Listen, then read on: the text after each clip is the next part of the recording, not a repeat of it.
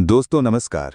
दोस्तों आपके जिगर का टुकड़ा आपसे दूर जाने वाला है। जी हाँ दोस्तों, अब आप सावधान हो जाइए क्योंकि इस तरह दुख की घड़ी में डॉक्टर भी हैरान हो जाएगा। दोस्तों अगर आप कोई काम कर रहे हैं तो सारे काम धंधे छोड़कर सबसे पहले वीडियो को देखो, क्योंकि आने वाले अगले 10 दिनों में काल दरवाजे पर खड़ा होगा। तुम्हारी एक गलती और पूरा परिवार खून के आंसू रोएगा। हो जाओ सावधान, क्योंकि गुरुजी भावुक होते हुए भी आज की ये वीडियो बना रहे हैं, क्योंकि जो पिछले 30 सालों में नहीं हुआ एक ऐसा दुर्लभ ग्रह का संयोग आने वाले 10 दिनों में बन रहा है, जहां पर तुम्हारा एक गलत कदम तुम्हें काल के मुंह में धकेल सकता है। वहीं तुम्हारी बरतती गई एक सावधानी काल पर लात रखकर तुम चुनौती को पार कर जाओगे। आज की वीडियो में बहुत बड़ी भविष्यवाणी होने वाली है और जो इस भविष्यवाणी को झुठला देगा उसे लाखों रुपए का इनाम मिलने वाला है। तुम इस बात को गांठ बांध लो कि जब राहु, शनि और मंगल ये 3 ग्रह किसी की कुंडली के छठे भाव में एक साथ मौजूद होते हैं तो ऐसा संयोग हर 30 साल में एक बार बनता है और अगले 10 दिनों में तुम्हारी राशि की कुंडली में यही संयोग देखा जा रहा है। राहु जब बलवान होता है तो इंसान प्रसिद्धि पाता है, धन पाता है, पढ़ाई लिखाई में अच्छे मुकाम पाता है। शनि जब मेहरबान होते हैं तो इंसान दिन दुगनी रात चौगनी तरक्की कर जाता है, कोर्ट कचहरी में विजय पाता है, लाखों का कर्जा उतर जाता है। और जब मंगल मेहरबान होते हैं तो इंसान खूब व्यवहार कमाता है, चारों ओर प्रशंसा पाता है और हर कोई उसका नाम लेता है। वो इंसान बहुत बड़ी जीत पर अपना नाम दर्ज कराता है। लेकिन दोस्तों जब ये 3 ग्रह एक साथ छठे भाव में होते हैं तो तीनों में से एक ना एक ग्रह ऐसा होता है जो विपरीत प्रभाव देने ही लगता है, क्योंकि ज्योतिष शास्त्र में कहा गया है जब 2 मित्र ग्रह आपस में मिलते हैं तो वो इंसान की जिंदगी को नरक से स्वर्ग पर पहुंचा देते हैं। लेकिन एक भाव में जब दुश्मन ग्रह और मित्र ग्रह टकराते हैं, यानी शनि और राहु जब एक भाव में होते हैं तो ये आपके जीवन में तरह तरह की विपरीत परिस्थितियां बनाते हैं। जहां शनिदेव कृपा बरसाते हैं तो वहीं राहु अड़चने खड़ी करता है। अब संभालने वाला रह जाता है मंगल, और मंगल कभी आपके पक्ष में होता है तो कभी आप ठंडे पड़ जाते हो, कभी विपक्ष में चला जाता है तो आपको तेज गुस्सा आने लगता है।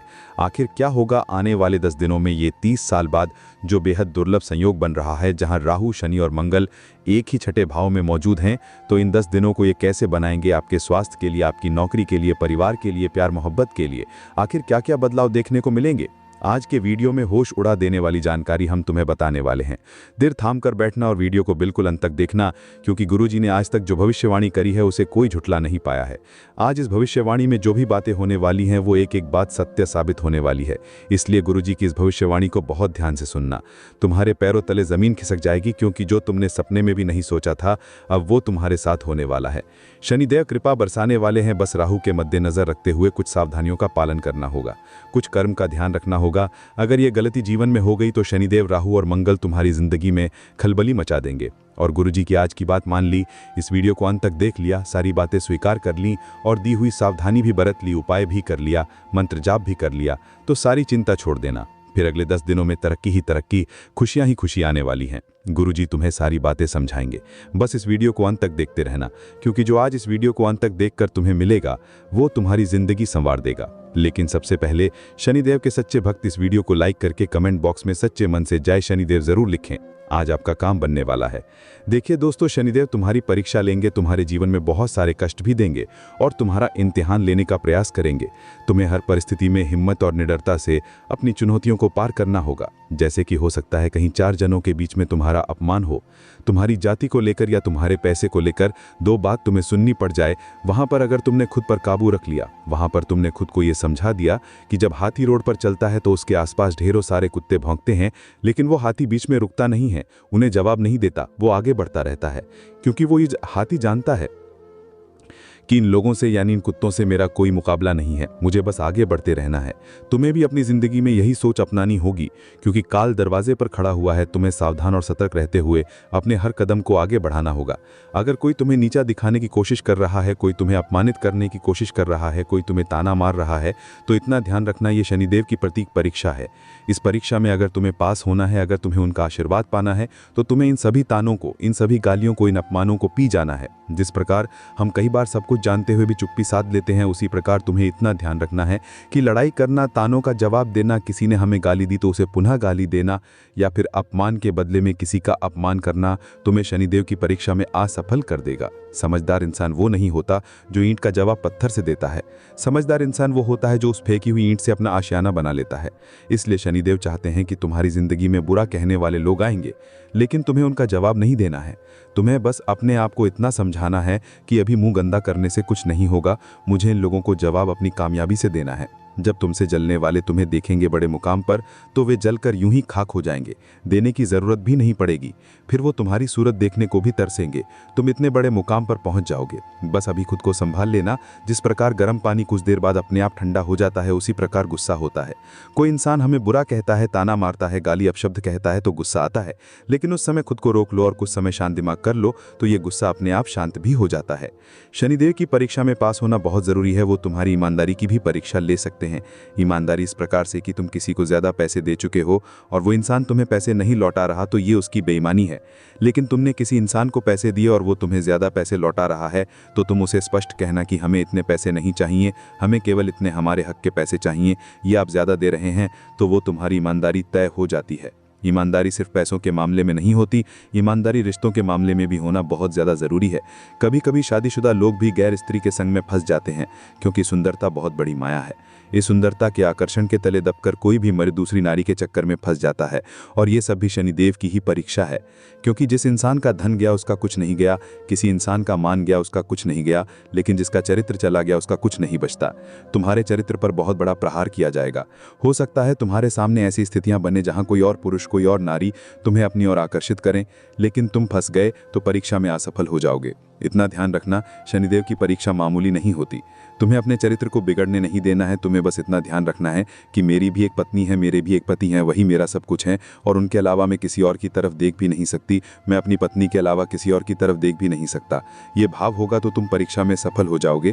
लेकिन मान लो अगर तुम्हारी शादी ही नहीं हुई तो तुम्हें किसी और की पत्नी के साथ चक्कर में नहीं पड़ना है। ऐसी स्थिति भी हो सकती है कि कोई शादीशुदा औरत तुम्हें अपना शिकार बना सकती है, और तुम जवानी के जोश में फिसलकर अगर उसके चक्कर में फंस गए तो बहुत बुरी हालत में फंस जाओगे, और इस चक्कर से निकलने में तुम्हें जेल की हवा खानी पड़ सकती है। बहुत बड़े मुकदमे में तुम फंस सकते हो। इसलिए खुद के चरित्र को बचा के रखना। रामायण के युद्ध के दौरान हमें क्या देखने को मिलता है कि रावण के पास सोने की लंका है, मंदोदरी जैसी शानदार और समझदार पत्नी है, विभीषण जैसा भाई है, मेघनाथ जैसा पुत्र है, यहाँ तक कि हर प्रकार का सुख है, चाहे वो विमान हो, सोने की लंका हो, राजगद्दी हो।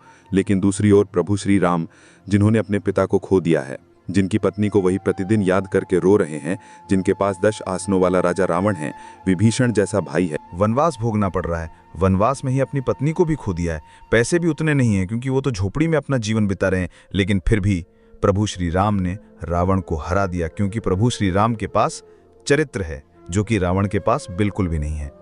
जिसके पास चरित्र होता है वो प्रभु श्री राम के समान बन जाता है, लेकिन जिसके पास चरित्र नहीं होता वो रावण के समान अंत में धूल छाट जाता है। ये बात तुम समझ जाओगे तो तुम्हारी जिंदगी बन जाएगी। इन सावधानियों को अगर तुमने बरत लिया तो राहु तुम्हारा कुछ भी नहीं बिगाड़ पाएगा। फिर राहु तुम्हारे जीवन में एक से बढ़कर एक खुशियां लाएगा। जिस इंसान की कुंडली में राहु बलवान हो जाता है उस इंसान का जीवन मालामाल बन जाता है। गुरुजी कब एक एक करके तुम्हें खुशियों के बारे में बताने जा रहे हैं। आखिर क्या क्या खुशियां तुम्हारे जीवन में आ रही हैं, विस्तार से जानकारी तुम्हें मिलने वाली है। हर प्रकार का सुख मिलेगा। अगर यहां तक वीडियो देखी है तो इस वीडियो को अंत तक जरूर देखना, क्योंकि गुरुजी की यह वीडियो तुम्हें कुछ गम के बारे में बता रही है तो आगे कुछ खुशियां भी दे रही है। यह वीडियो हर प्रकार से तुम्हें तैयार कर रही है आने वाले कल के लिए। अगर तुम कुछ बातों का ध्यान रखकर कुछ खुशियों को अपना लोगे तो तुम्हारा जीवन स्वर्ग से भी सुंदर बन जाएगा। इस वीडियो को अंत तक देखकर तुम खुशियां भी जान पाओगे, उपाय भी जान पाओगे और गुरुजी का चमत्कारी मंत्र भी जान पाओगे। इसलिए यहां तक अगर वीडियो को देख लिया है तो थोड़ा सा और समय देने में क्या जाता है, क्योंकि ये वीडियो तुम्हारा 1 दिन 2 दिन नहीं बनाएगी, बल्कि आने वाले पूरे समय को चमका कर रख देगी। सबसे पहली खुशी जो तुम्हारी जिंदगी में आने वाली है वो है प्रसिद्धि। प्रसिद्धि का मतलब ये नहीं है कि तुम बहुत भले सेलिब्रिटी बन जाओगे। वास्तविकता में प्रसिद्धि का अर्थ होता है मान सम्मान प्राप्त करना, और वो मान सम्मान अब तुम्हें मिलने वाला है जिसकी तुम बचपन से प्रतीक्षा कर रहे थे।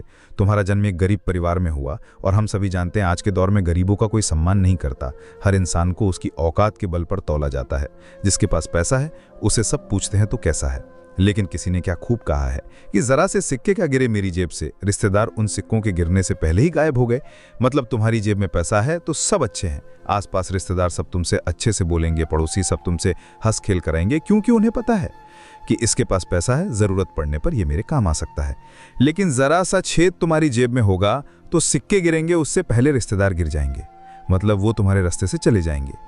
इसलिए गुरुजी तुमसे कहना चाहते हैं कि एक बहुत बड़ी खुशखबरी तुम्हें मिलेंगे कि मान सम्मान प्रसिद्धि की प्राप्ति हो सकती है, और यह मान सम्मान सीधा साधा पैसों से जुड़ा हुआ है, मतलब पैसा आने की भी संभावना बन रही है। धन प्रचुर मात्रा में तुम्हारे पास होगा, लेकिन पैसा आता है तो सब कहते हैं लक्ष्मी चंचल होती है, और ये पैसा आने के बाद ही पता चलता है, क्योंकि हमारा दिमाग बहुत छोटा है। जब हमारे हाथ में पैसा होता है तो हमें सबसे पहले एक ही बात याद आती है कि घर में कौन सी चीज़ नहीं है। बहुत सारे लोगों के घर में फ्रिज पुराना हो चुका होता है, घर में टीवी पुरानी हो चुकी होती है, तो वे सबसे पहले पैसा आते ही उन्हें नया लाने की सोचते हैं। जबकि अमीर इंसान ऐसा नहीं करता।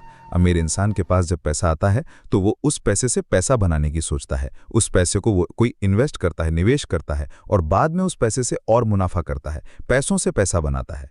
लेकिन गरीब इसलिए गरीब है क्योंकि वो हर बार अपने पैसों को फालतू के कामों में उड़ाता है। गुरुजी तुमसे कहना चाहते हैं, राहु बलवान बनेगा अगर शनि मेहरबान है, और शनि मेहरबान तब है जब तुम परीक्षा में पास हो जाओगे। परीक्षा में अगर तुम पास होगे, ईमानदारी की परीक्षा में, चरित्र की परीक्षा में, और साथ ही साथ कर्म की परीक्षा में, तो फिर राहु बलवान बनकर तुम्हें मान सान देगा, पैसा देगा, धन दौलत देगा। लेकिन धन दौलत मिलने के बाद क्या तुम उस पैसे को आसानी से बचा पाओगे? क्योंकि लक्ष्मी चंचल होती है, इसे खुद के पास स्थिर रखना बड़ा मुश्किल होता है। तुम फिजूल खर्ची से बचकर रहना, गुरुजी तुम्हें चेतावनी दे रहे हैं, वरना खुशियां दुखों में बदल जाएंगी। पैसा चंद दिनों में उड़ जाएगा। जैसे पैसा आता है सही इस्तेमाल करना, थोड़ा पैसा खुद की जरूरतों पर लगाना, थोड़ा पैसा कहीं पर निवेश करना, और कुछ 1, 2 या 5% पैसा दान पुण्य में जरूर लगाना।